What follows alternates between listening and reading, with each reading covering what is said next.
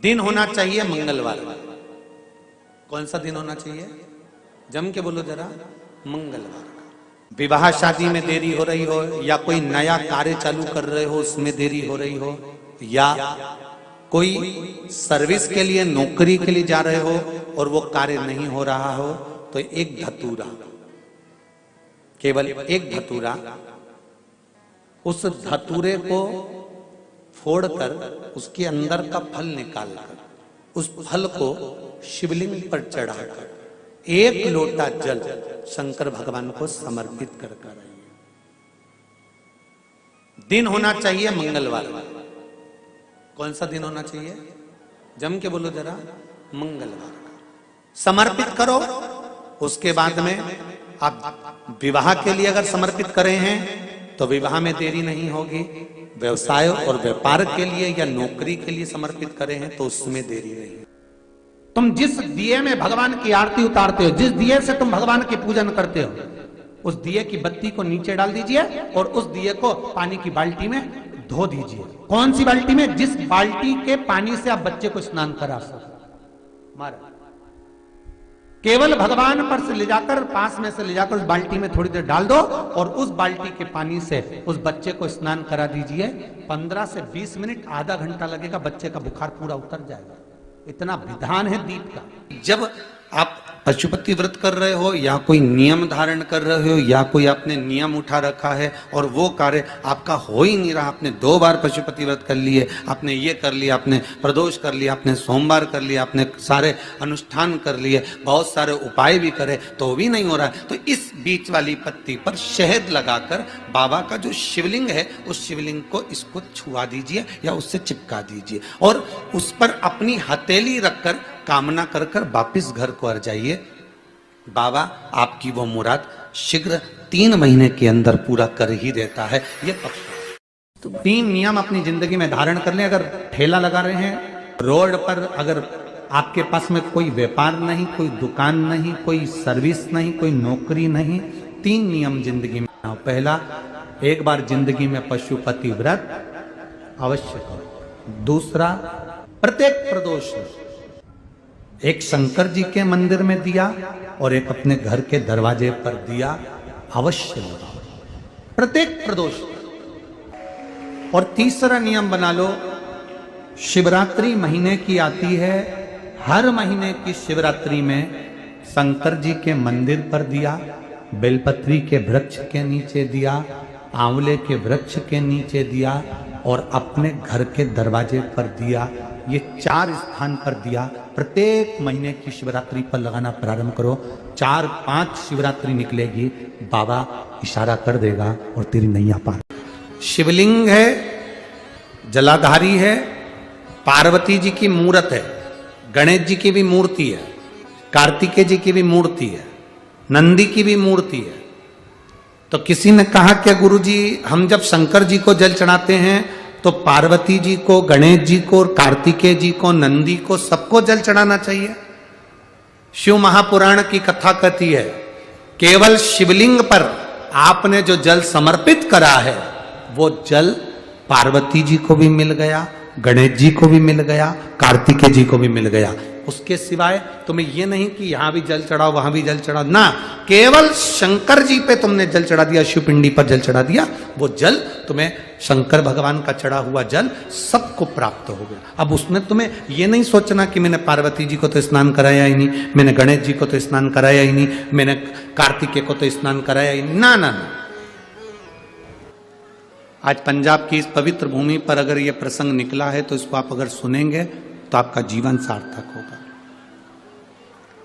शिव जी को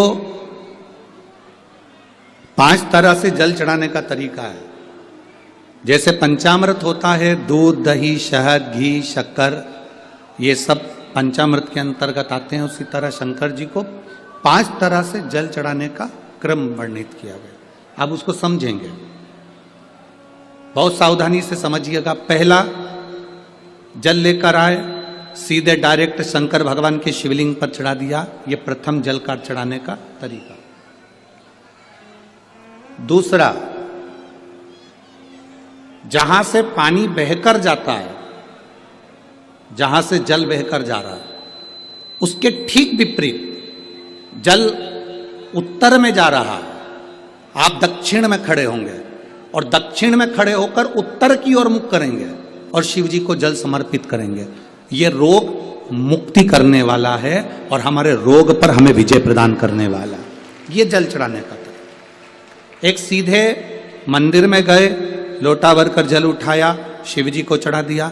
दूसरा जल जहां से पानी बहता है, शिव जी का चढ़ा हुआ जल जहां से बहकर जाता है, उसके ठीक विपरीत में शिव जी का जल इधर जा रहा है तो तुम यहां खड़े हो, तुम यहां बैठो, यहां मत बैठना, यहां मत बैठना, इधर बैठो। अगर रोग का निवारण है तो यहां बैठकर। तीसरा, अशोक सुंदरी से जल चढ़ाते चढ़ाते शिवलिंग तक लेकर जाना और शंकर भगवान के शिवलिंग पर पूर्ण जल समर्पित करना। यह तीसरा तरीका, यह कार्य की सिद्धता के लिए। हम जब किसी से आस ना लगाकर परमात्मा से विनती करते हैं तो वो विनती करने का तरीका तीसरा। चौथा, शिव जी पे चढ़ा हुआ जल 5 जगह पर समर्पित करना। गणेश जी, कार्तिकेय, अशोक सुंदरी, शिवलिंग और जलाधारी, ये चौथा क्रम है। और 5वां जल समर्पित करना,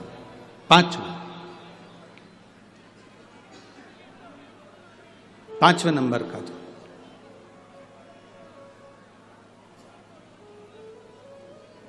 शिव जी को 5 नंबर का जो जल आता है, जो जलाधारी है, ऊपर जिसमें पानी भरा रहता है और नीचे एक एक बूंद टपकता रहता है, जलाधारी में जल समर्पित कर कर उसी जल को बचाकर अशोक सुंदरी वाली जगह पर थोड़ा सा चढ़ाकर उसी में से जल शिवलिंग पर जब हम समर्पित करते हैं तो हम जिस कार्य के लिए जा रहे हैं वो कार्य सफल हो। धतूरे का जो पुष्प है उसको 2 जगह पर समर्पित किया जाता है। अशोक सुंदरी के स्थान पर जो खिला हुआ भाग है उसको इस तरह से रखते हैं कि शिवलिंग की ओर उसका खिला भाग जाए और डंडी का भाग इधर गणेश जी, कार्तिकेय जी और 33 कोटि जो देवी देवता हैं उस ओर उसका भाग जाए। एक दूसरा, शिवलिंग पर जब हम धतूरे का पुष्प समर्पित करते हैं तो उस फूल का खिला हुआ जो भाग होता है उसका मुख हमारी ओर होना चाहिए। बहुत अंतर है महाराज। कनेर का पुष्प इससे विपरीत में चलता है।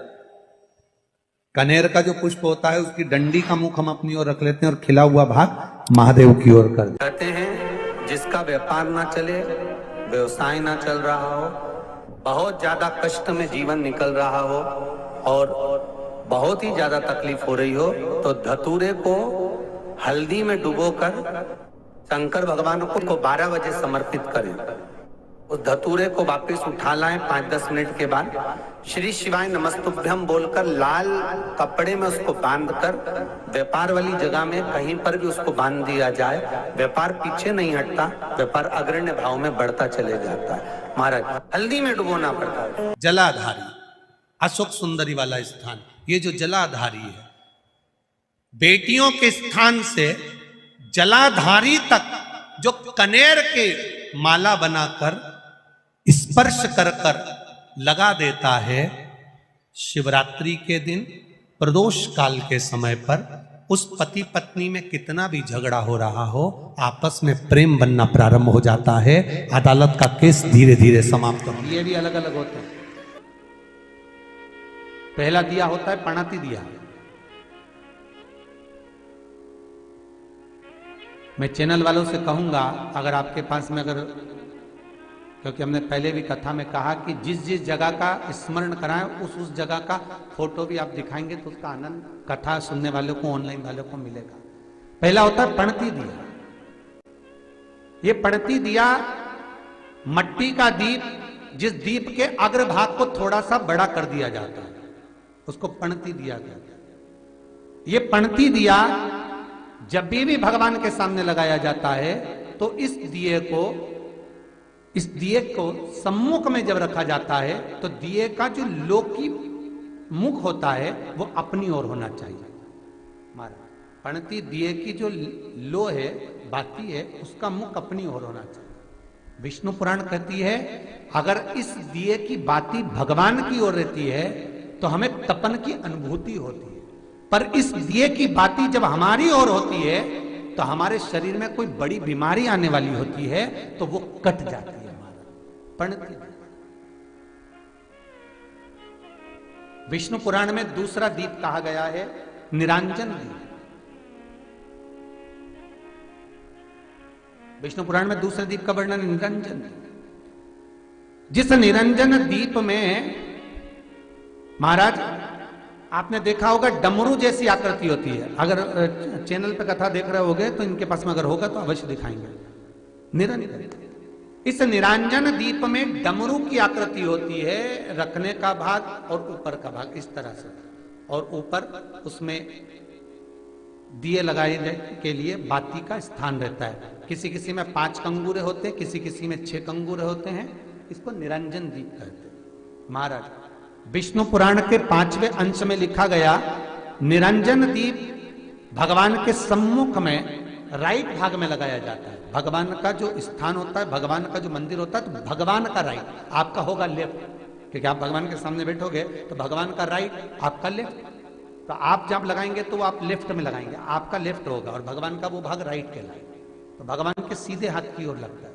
माना निरंजन, निरंजन दीप कभी भी तेल का नहीं लगता। माना निरंजन दीप कभी भी तेल का नहीं लगेगा। हाँ, यह हो सकता है कि बटी निरंजन जो दीप होता है उसमें तेल डाल सकते हैं। बटी निरंजन दीप जो होता है उसमें कंगूरे नहीं होते। बटी निरंजन दीप केवल गोल होगा, ऊपर से डमरू जैसी आकृति होगी, डमरू जैसा होता है, ऊपर से उसमें कहीं कंगूरे नहीं होते। महाराज अगर आप चैनल पे देख रहे होंगे तो बटी निरंजन दीप का भी वर्णन आपको दिखाया जा रहा होगा। बटी निरंजन जो दीप होता है वो केवल डमरू की आकृति में होता है, उसमें कोई कंगूरे नहीं होते। पर निरंजन जो दीप होता है उसमें कंगूरे होते हैं। तो जो निरंजन दीप होता है उसमें कभी तेल नहीं डाला जाता। निरंजन दीप को हमेशा घृत से ही लगाया जाता है। पर बटी निरंजन जो दीप होता है उसमें आप तेल डाल सकते हैं। बटी निरंजन दीप जो लगाएंगे वो तेल का लगा सकते, पर निरंजन में कभी तेल नहीं डाला जाता। क्यों नहीं डालते? विष्णु पुराण कहती है निरंजन दीप के अंदर अगर तेल की बाती लगाया जाता है तो 1 रुपया कमाते हैं, 1.25 रुपये खर्च होगा। घर में 10 लोग भी कमा कर लाएंगे तो पैसा नहीं दिखेगा, घर में रुपया टिकता नहीं है। अर्थात निरंजन दीप में आप तेल की बाती लगा रहे हो, ये सिद्ध हो चुका है। और महाराज बटी निरंजन जो दीप होता है उसके अंदर आप तेल डालकर जला सकते हो। बटी निरंजन जो दीप होता है ये आप किसी भी स्थान पर लगाओगे, सबसे पहले पितृ इससे भाग ग्रहण करते हैं, देवता को देते हैं, देवता उससे भाग ग्रहण कर कर कुबेर को प्रदान करते हैं, कुबेर उससे भाग लेकर शिव को प्रदान करता है। भगवान शंकर बटु भैरव को कहकर घर का उद्धार करते, इसीलिए उसको कहते बटी निरंजन। इसमें कंगूरे नहीं होते। महाराज बटी एक कुबेर निरंजन भी होता है, दिए में स्टैंड होता है, पकड़ने की जगह होती है, आगे उसमें चोंच लगी रहती है, उसको कुबेर निरंजन दीप कहते हैं। कुबेर निरंजन दीप महाराज जब भी जलाया जाता है, इस तरह का दिया अगर किसी के घर में हो कुबेर निरंजन, जिसमें स्टैंड होता है, ऊपर होता है, थोड़ा लंबा होता है, आगे लंबाई निकली रहती है। कुबेर निरंजन टीवी पर आप दर्शन कर रहे होंगे तो कुबेर निरंजन जो दीप होता है उसमें आगे भाग लंबा रहता है और पकड़ने का स्थान होता है। तो कुबेर निरंजन दीप घी का लगाओ चाहे तेल का लगाओ, उसमें लौंग या काली मिर्च, काली तिल या चावल, पूजन वाली जगह में जो चावल रखे उसका 2 दाना चावल का या फूल की पत्ती, कुछ भी उस कुबेर निरंजन